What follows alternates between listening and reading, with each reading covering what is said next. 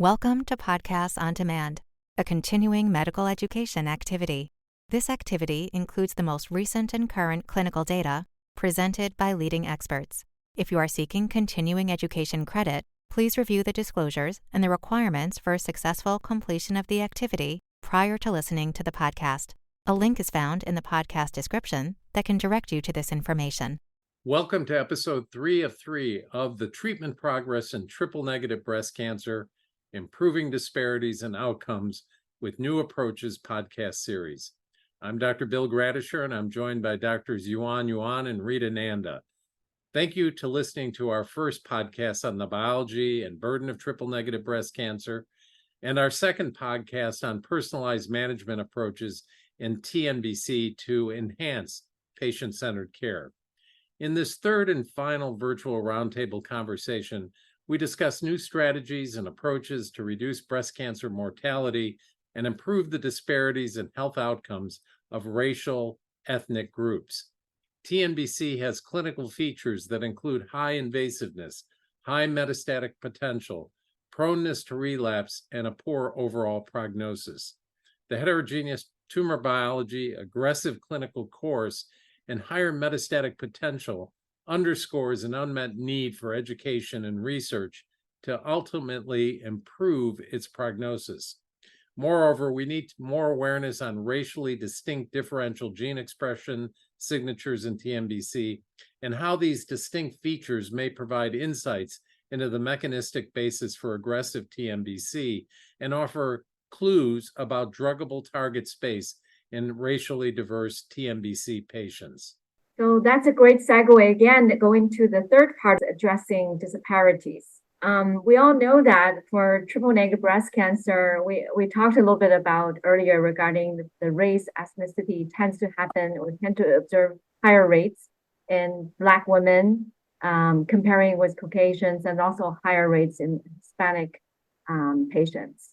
And because of the some of the issue we're going to address later, there has been observed higher incidence rate of stage 3 or perhaps stage 4, de novo stage 4 disease in this population.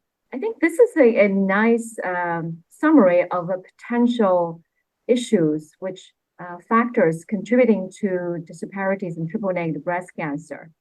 So on the top of the box, we saw like access to healthcare. Maybe I'll pause here, have Rita and Bill, you make a comments.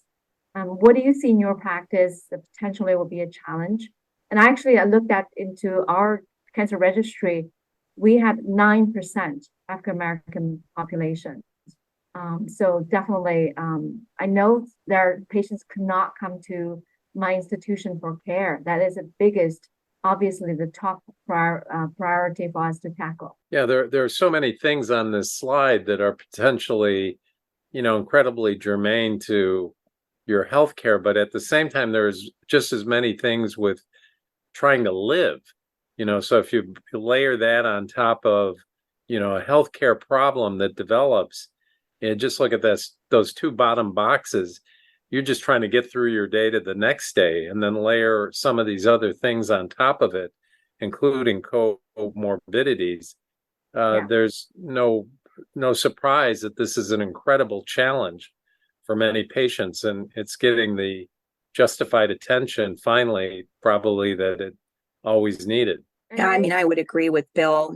We actually have a large proportion of Black patients in our catchment area. 40% of my patients or of our patients are Black, self-report. And, when you think about the sort of factors that, who are these patients, at least in my practice, who have triple-negative breast cancer, a large portion are young Black women. And, there are challenges around who's going to take care of my kids when I come for treatment for my triple-negative breast cancer. And so I think there are a lot of things that we as the healthcare community need to do to help patients get the care that they need. A lot of that is equal access to some of these novel therapies that we just spoke about, but also making sure that they have the support. And it can be very challenging that we get our social workers involved, engaged, and do community outreach and figure out what we can do to help patients get the care that they need. No, absolutely. And actually, last month or so, I'm losing 3 young patients. They were in the middle of their neoadjuvant treatment, yet due to the disease-related condition, they're losing their employment. So again, it's sort of a vicious cycle. We're yet to find out how to help them. And even with, I'm living in California with a California government insurance Medi-Cal, sometimes it's still not sufficient. So I think this is really a huge challenge, in addition to the other factors.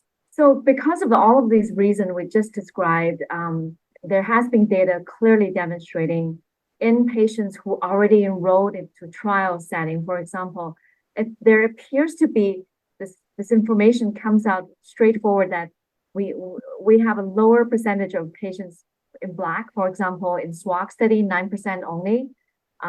There's this large analysis looking at pharmaceutical companies sponsored trials, only 2.9%. So this is a conclusion that most imprinted to our impression that our African American patients' clinical trial participation rate is really low.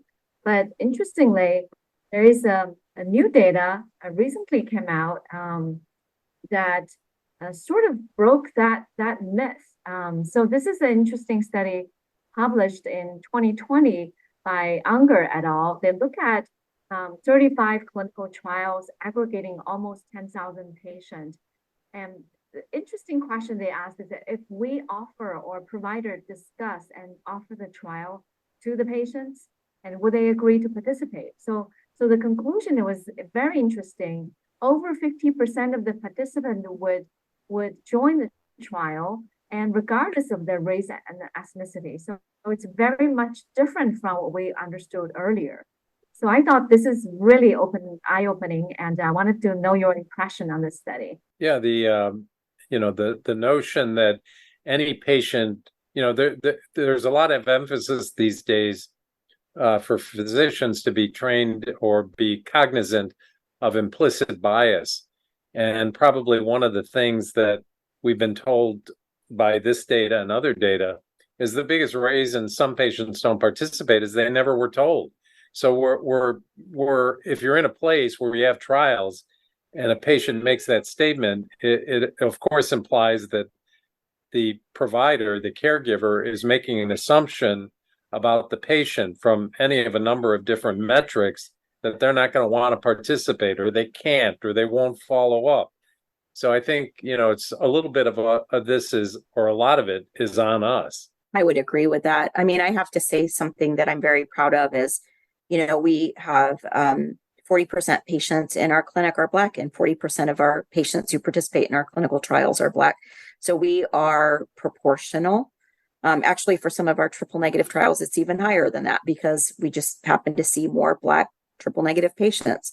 And I think some of the pharmaceutical sponsored trials that have been done maybe are trials that aren't open in areas where there's a racially and ethnically diverse patient population. I think there's always been a lot of focus in what are the sites that can put patients on the fastest, as opposed to let's make sure that we capture a diverse patient population in our trials. So I think there's something to be said for that. And I think this is a really important study. I have to say that, for my patients, every patient you offer a trial to, you have to be invested, and you have to take the time to talk to them about the trial, explain what it is. One thing that I'll hear is, well, I don't want a placebo. Well, you need to explain that if the standard of care is to have therapy, there is no placebo. You're going to get some therapy, and you may get some therapy plus something. And, so taking that time to, not just say, oh, I have a trial. Oh, no, I'm not interested in a trial. I don't want a placebo. I don't want to be a guinea pig, but really talking to patients. And there are some cultural issues here at play. And it does sometimes take a little bit of longer time to talk to Black patients because there's this history in this country of experimentation without informed consent. And so I think we really do need to take that time and spend that time. And I think this was really exciting to see these data, and hopefully it will reinforce to our community that we need to make sure that we're engaging with all patients equally and offering everyone equal ability to participate in trials. So well said, Rita. So I can palpate your enthusiasm, and then I also echo the same. Sometimes, I would say we often have been told we have some subconscious biases toward those patients we take care, and absolutely agree. We spend the time, we discuss, why the trial is designed, and at least if there's no placebo, as you said. So this study also raised an important question: is now the so-called precision-driven clinical trial design. For example, if we're study track alterations or specific mutations, BRCA mutation. So by design, our clinical trial is limited to the population we intend to study.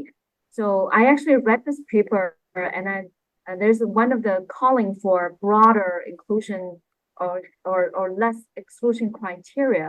I wanted to hear both of you as experts in the field. How do you tackle this question? I often found as I'm inflected of how do we address the scientific question, but try to make it broader.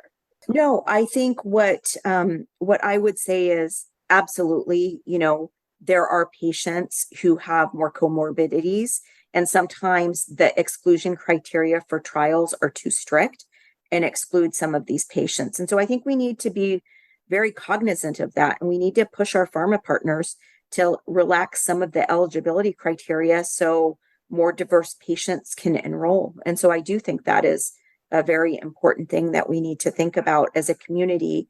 And when we're designing trials as an academic community, that we do it with the goal of being able to be inclusive, as opposed to setting the bar so high that, if somebody's got a hemoglobin A1C of 6.5, they're ineligible or something like that. We need to make sure that we're inclusive and including people who have comorbidities that we don't think are going to impact the safety of the therapy, or doing our earlier phase trials in patients who might be, on the border, and we think maybe there is some toxicity or not, but just being more inclusive in how we design our trials. Yeah, I completely agree. And, there's always that tension where a pharma partner or somebody looking for a registration wants a pristine population of patients. They don't want any surprises. But the reality is the surprises occur when people get this drug in practice. And if you don't want to treat somebody that's in liver failure with a brand new drug, but at the same time, some of these permutations of labs and so forth, as an example, are really reflecting real world practice. And I would echo what has been said, that having inclusions like that are important. We've seen that, of course, with the approval of, certain HER2 drugs now, where somebody took the bold step of allowing patients with active brain mets to be part of trials. And, that was actually very enlightening, I think, for a lot of people. I think it paid off. Yeah. So, absolutely. And I think the only other comment I wanted to make is, that I've had on occasion is, patients who have benign ethnic neutropenia being excluded because their ANCs are a little low, but that's normal for them. So I think there are certain criteria that need to be thought about and adjusted. No, absolutely. Well said. And I would keep on going and wouldn't be able to stop, like the RECIST criteria for bone-only metastasis. It's really challenging. All right. So thank you for, all these opportunity for us to discuss triple negative breast cancer. In the short amount of time, we covered a lot of issues, and we went from biology to therapy to the future, and to criticize on the current limit on the clinical trial design. So I think in conclusion, triple negative breast cancer is not one disease. It's molecularly complex and heterogeneous. Despite its aggressive cancer with disparity in the stage of diagnosis and survival among different ethnicity and races, who are making progresses. And now we have a lot more therapeutic options for these patients, going from conventional chemotherapy to immunotherapy to antibody drug conjugates to target therapy, and unique, sometimes tumor agnostic treatment options for these patients. And lower cost and mortality seen when treatment is consistent with evidence-based guidelines, And also, we're still calling for innovative program, innovative clinical trial design to address a very important disparity in triple-negative breast cancer care. Thank you. We hope you found this podcast useful and educational. To receive continuing education credit and to download your printable certificate, please go to the activity page at practice.cme.com to complete the post-test and evaluation to receive continuing education credit.